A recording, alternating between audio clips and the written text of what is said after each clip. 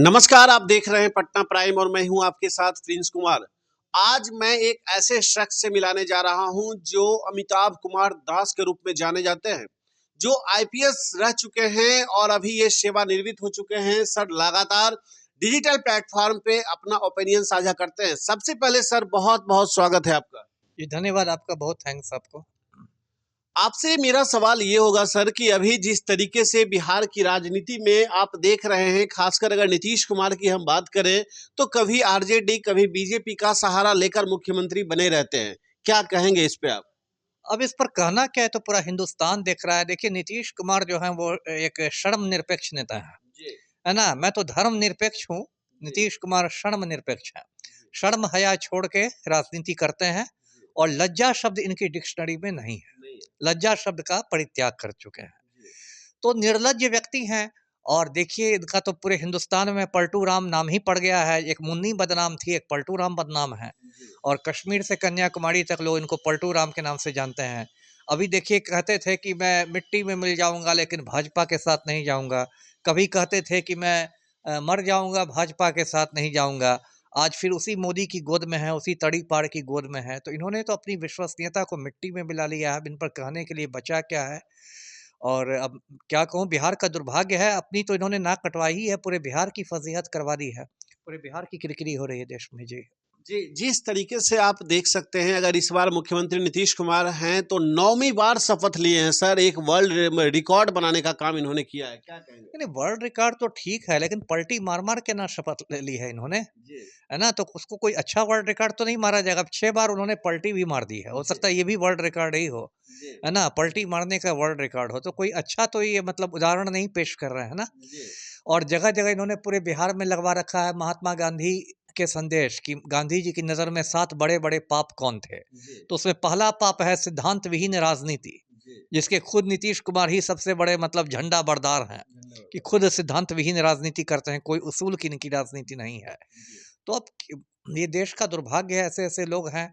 और इनको एक्चुअली अभी जो स्थिति ये हुई कि जब विपक्षी गठबंधन बना था तो नीतीश कुमार लार टपका रहे थे कि मुझे उसका संयोजक बना दिया जाएगा विपक्षी गठबंधन का, जी। मुझे प्रधानमंत्री का चेहरा बनाया जाएगा विपक्ष की ओर से। जी। तो ये सब तो इनके कोई कोई अरमान इनका पूरा हुआ नहीं, तो अब फिर अब चले गए। और ये भी मैं दर्शकों को बताता हूँ कि इनकी अंतिम पलटी नहीं जी। है ना। चुनाव के नतीजों के बाद हो सकता है मई महीने में फिर एक बार पलटी मार लें। जी अभी जिस तरीके से सर बिहार में कुछ दिनों में शिक्षकों की बहाली लगभग 2 लाख से अधिक की गई बीपीएससी के माध्यम से, उन शिक्षकों का क्रेडिट को लेकर लगातार आरजेडी वर्सेस नीतीश कुमार, तेजस्वी वर्सेस नीतीश कुमार के बीच अलग अलग अंदाज में विवाद चल रहा है सर। किसको आप मानते हैं? अब इसमें देखिए, जब बहाली हुई उसमें तो चाचा भतीजा दोनों की सरकार थी। जी। चाचा मुख्यमंत्री थे, भतीजा उप मुख्यमंत्री थे। जी। अब भतीजा तो मतलब सरकार से बाहर हो गए हैं। जी। तो क्रेडिट लेने की ये बात तो है ही। अब देखिए सरकार में इस तरह से क्रेडिट तो अलग अलग दिया नहीं जा सकता है। तब तो शिक्षा मंत्री कहें कि मुझे ही क्यों छोड़ दिया गया, मेरा भी क्रेडिट था। शिक्षा सचिव बोलेंगे हमारा भी क्रेडिट था। जी। बीपीएससी के चेयरमैन बोलेंगे कि हमारा भी क्रेडिट था।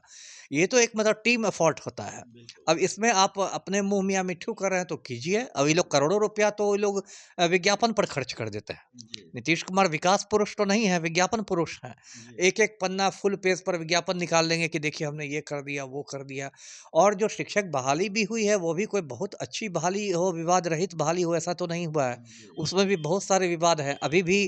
तो शिक्षक अभ्यर्थी सड़कों पर ही हैं, सड़कों पर ही है। कहते हैं कि पूरक परीक्षाफल हमारा निकाला जाए, सप्लीमेंट्री रिजल्ट निकले। जी। इसके पहले भी बहुत तरह की के विवाद उसमें पैदा हुए। शुरू में कहा गया था कि डोमिसाइल नीति लागू रहेगी, जी। बिहार के अस्थायी निवासी ही इसमें भर सकेंगे फॉर्म। जी। बाद में कहा कि नहीं, डोमिसाइल नीति खत्म हो जाएगी। जी। फिर बीच में सुप्रीम कोर्ट का फैसला 11 अगस्त को आ गया था जी। कि मतलब बीएड डिग्रीधारी नहीं बन सकेंगे प्राथमिक शिक्षक शिक्षिका। जी। तो उसके बाद बीपीएससी ने कहा कि हाँ वो परीक्षा में बैठ सकते हैं लेकिन रिजल्ट नहीं निकलेगा उनका। तो ये क्या मजाक है जी। कि परीक्षा में बैठे भी लेकिन रिजल्ट भी नहीं निकलेगा। तो फिर डॉक्यूमेंट वेरिफिकेशन को लेके बहुत सारे विवाद हुए। तो ऐसी बात नहीं है कि जो शिक्षक बहाली हुई वो भी बहुत मतलब अच्छी तरह से वो बहाली हुई। उसमें भी बहुत सारे मतलब कह सकते हैं कि आप झोल हैं, बहुत सारे विवाद उससे भी जुड़े हुए हैं। जी। बहुत सारे लोग उसमें अदालत में गए हैं और बहुत कुछ हो रहा है। जी। तो ठीक है, क्रेडिट लें। अब तो देखिए चुनावी मौसम आ गया है, 2 महीने बाद लोकसभा चुनाव होंगे तो उसमें तो यही लोग यही लेके ना घूमेंगे। जी। जैसे तेजस्वी ने कहा था पिछली चुनावी सभाओं में, विधानसभा चुनाव के समय, कि मैं पहले कैबिनेट में 10 लाख लोगों को नौकरियां दे दूंगा। तो वो अब ये कहते घूमेंगे कि देखते हमने इतना को दिया और अगर सरकार नहीं जाती तो और को देता। बोल भी रहे हैं सर, वो लगातार बोल भी बोलेंगे रहे ही बोलेंगे, है ना? पलटू राम अपनी बात कहेंगे कि हम नहीं दिया, ये किया, तो ये सब तो राजनीति में चलता रहता है, लेकिन आम जनता को तो कोई मतलब राहत नहीं मिल हैं। रहा। लेकिन सर बीपीएससी टायर 2 का आपने जिक्र किया, उन वो सारे कुछ अभ्यर्थी ऐसे भी थे, कल मिलर हाई स्कूल से प्रोटेस्ट करते करते बीजेपी कार्यालय के गेट तक पहुंच गए और जदयू कार्यालय के गेट तक पहुंच गए।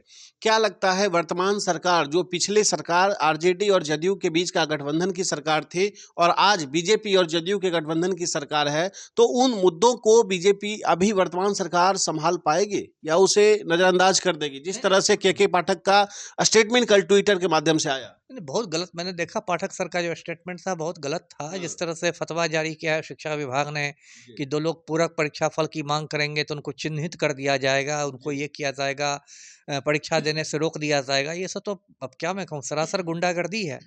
देश में जब जनतंत्र है, हर व्यक्ति को अभिव्यक्ति की स्वतंत्रता है, देश के संविधान ने दी है, आर्टिकल 19 ने दिया है, तो उसमें आप ऐसे कैसे कह सकते? उत्तर कोरिया थोड़ा ही है, नॉर्थ कोरिया थोड़ा ही है कि आप ऐसे तानाशाही कीजिएगा। ये सब गलत हो रहा है।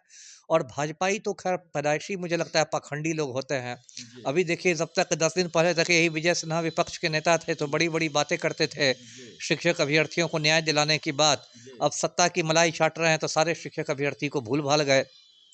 कल जब भाजपा कार्यालय पहुंचे थे अभ्यर्थी तो उनको मतलब पुलिस के जोर पर हटाया जा रहा था। तो मैं तो यही कहूँगा शिक्षक अभ्यर्थियों से या सारे अभ्यर्थियों से कि भाई आप लोग अप्रैल महीने में जो लोकसभा चुनाव होंगे उससे भाजपा को जोड़ का झटका धीरे से दीजिए। आपके पास वोट की ताकत तो है ना। हाँ, वोट आप ऐसा एकदम दाब के बटन दबाइए कि सब राम भक्तों की हवा निकल जाए। जी। लेकिन आप बात सर जब राम भक्तों की करेंगे, जब उससे इसे इंटरलिंक करेंगे, तो मुझे लगता है समाज में बहुत तरह की अवधारणाएं क्रिएट होगी, बहुत तरह की समस्याएं क्रिएट होगी, मतभेद क्रिएट होगा। हम उस चीज़ को इसे शायद नहीं जोड़ने की ज़रूरत महसूस कर रहे हैं। नहीं नहीं, जरूरत इसलिए है कि ये लोग रामलला के चक्कर में आम लला को भूल गए। जी। दिक्कत ये है, रामलला में इतना करोड़ों रुपया का ये हुआ, खर्च हुआ, इतना आडंबर हुआ, ऐसे हुआ वैसे हुआ, लेकिन आम लला की किसी को चिंता नहीं है। महंगाई की चिंता नहीं है, बेरोजगारी की चिंता नहीं है। और अब तो प्रधानमंत्री कह रहे हैं कि हम मतलब पकौड़े तलना भी रोजगार है। तो पकौड़े तलना तो रोजगार आप नहीं ना है। आपने तो यही मोदी जी ने कहा था कि 2 करोड़ लोगों को हर साल नौकरियां देंगे और 10 बरस बाद आप कह रहे हैं कि पकौड़े तलना रोजगार है। तो कहीं इतना ना जनता में आक्रोश हो जाए कि मोदी जी ही बेरोजगार बन जाए और फिर अडानी की कंपनी में उनको दरबान उरबान का काम ढूंढना पड़े। जी। तो आप देख सकते हैं किस तरीके से ये निष्पक्ष रूप से अपना ओपिनियन साझा करते हैं हर पहलुओं पे। लेकिन एक आखिरी सवाल होगा सर, अभी जो गठबंधन और वर्तमान सरकार बिहार में है, खास करके रेलवे टेक्नीशियन की बहाली पिछले 5 सालों में मात्र 6000 के आसपास आई है, 5600 या कुछ है। सर इस सीट को लेकर बिहार के छात्र पटना की सड़कों पे उतर चुके हैं और सरकार इतनी डरी और घबराई दिखाई दे रही है कि धारा 144 लागू करनी पड़ रही है सरकार को। क्या कहेंगे आप? अब कहना क्या, आप खुद देखिए।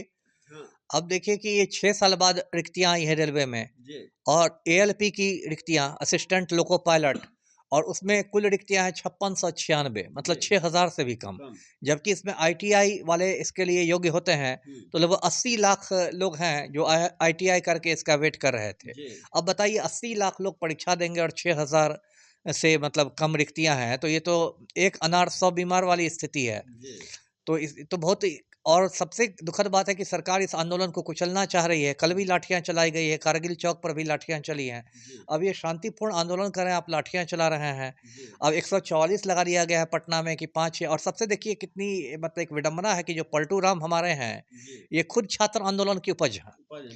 1974 में, आज से 50 वर्ष पहले जो जेपी के नेतृत्व में छात्र आंदोलन हुआ था, ये पलटू राम खुद छात्र आंदोलन की उपज है। और अब जब कुर्सी से चिपक गए हैं फेविकोल लगाकर, तब छात्राओं पर लाठियां चलवा रहे हैं। तो इससे ज्यादा मतलब गलत काम और क्या हो सकता है। जी। तो आप अभी सुन रहे थे अमिताभ कुमार दास को, जो पूर्व आईपीएस हैं, हिंदुस्तान में अलग अलग जगह पे ये अपना सेवा दिए हैं और आपके साथ अपना ओपिनियन साझा किए। आप क्या सोचते हैं इस वीडियो के माध्यम से, इनका ओपिनियन पे आपकी क्या प्रतिक्रिया है, आप भी कमेंट करके जरूर बताएं। फिलहाल अभी के लिए इतना ही। बने रहें पटना प्राइम के साथ। मैं हूं आपके साथ प्रिंस कुमार। नमस्कार।